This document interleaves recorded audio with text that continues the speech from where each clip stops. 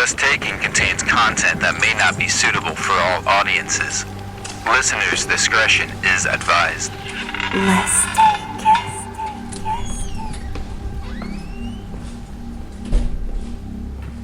Nearly everyone has a lost loved one they wish they could speak to one last time. For some, maybe it's to share one last laugh. Maybe to simply say goodbye. For others, it comes after years of sorrow and a desperate crawl toward a better, or less bleak, tomorrow. These motivations, amongst others, are why a clandestine group of women, nearly a dozen members all told, gather in St. Louis, Missouri during the spring of 1916. They've all united in a front to locate the boundary between mortality and the afterlife. Not only that, but they also come together to push said boundary until it bends or breaks. They're all here to contact lost relatives and say whatever it is that needs to be said. Words that should have been spoken long ago, before it was too late. They're here to contact the dead, and they're confident they can do it. In front of them is a recently polished wooden table and a Ouija board neatly placed at the center. A few of the women are hesitant at the mere sight of the board, while a couple of others are enthralled as they reach out for the planchette. Most notable amongst the group are Lola-hays, the medium leading tonight's proceedings, and Emily-Grant-Hutchings. Freelance writing is Emily's game, and her works appear in the Atlantic Monthly, Cosmopolitan, and it's also said that she's secretly the author of the St. Louis Globe-Democrat's gossip column. Ostensibly, Emily's writing has little to do with the gathering, though. There's another side to Emily. She's a spiritualist. The moment she got wind of the group's meeting with Lola, Emily had to be in. She turns toward Lola and asks if they should begin. Lola nods and then looks around the half circle, ensuring she makes eye contact with each person as she nods.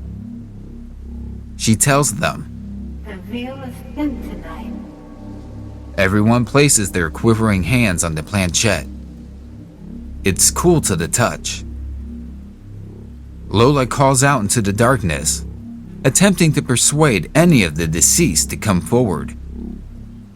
For the longest time, no one does. Maybe they're doing something wrong. Maybe some of them have some questions when it comes to spiritualism. Maybe it's just that no one wants to speak to them. Then, suddenly, their eyes spring up from their Ouija board. Many of the women look shocked or even scared. Emily and Lola flash wide expressions of wild excitement. The planchette guides them around the board. However, it doesn't settle on any particular letter. To whom do we have the pleasure of speaking? The planchette moves again, this time hovering over the letter L.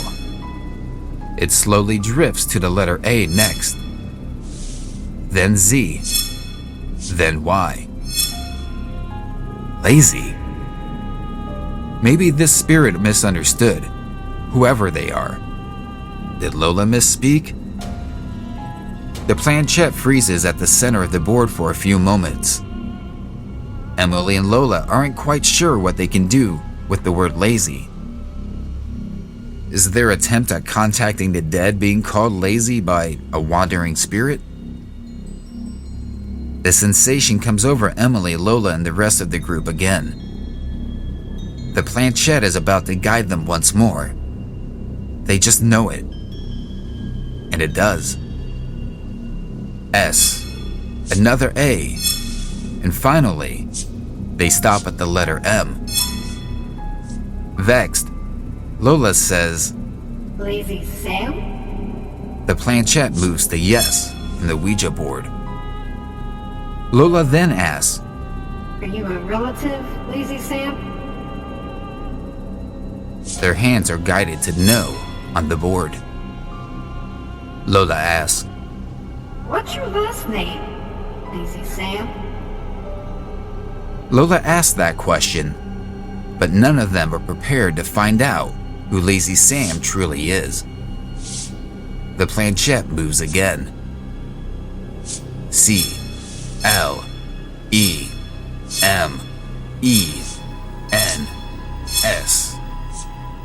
Clemens.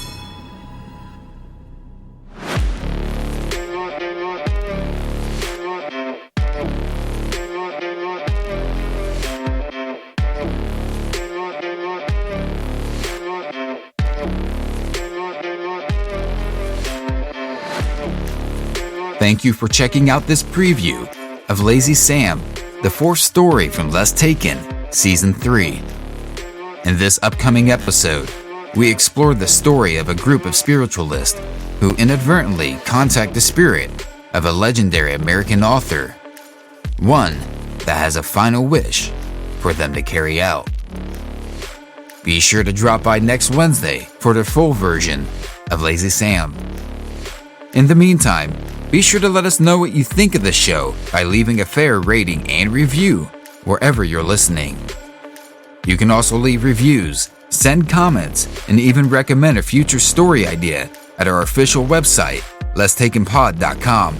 There, we also share updates, additional media, all of our episodes, sources, merch, and more. The site has a new look, the merch has been refreshed. You should check it out. We also have our own coffee now called Witch's Grave. It's a medium roast coffee with notes of maple syrup, citrus, and almond. And save yourself $1 with the code LAZYSAM, all one word, at checkout. If you would be so kind, follow us before we follow you on Facebook, Instagram, and possibly some other places under the handle @LessTakenPod. On Instagram, we like to share illustrated samples of our episodes, so maybe take a gander. A quick note on our storytelling. While we do our best to stick to the facts, we sometimes take creative liberties to maintain narrative cohesiveness. For our newer listeners, Less Taken is a podcast that takes reportedly real-life horror stories from all around the Midwest United States, dramatizes them with detailed soundscaping, and, when necessary, debunks falsehoods. If you like this sample, you'll definitely enjoy the rest of our stories. Catch up on Season 3, binge on Season 1 and 2. Enjoy, and welcome aboard. We're glad you found us. I'm Sam Humphreys, and this is Less Taken, real-life horror stories from the Midwest. Once again, thanks for listening, and I hope you join us next Wednesday for the full version of Lazy Sam.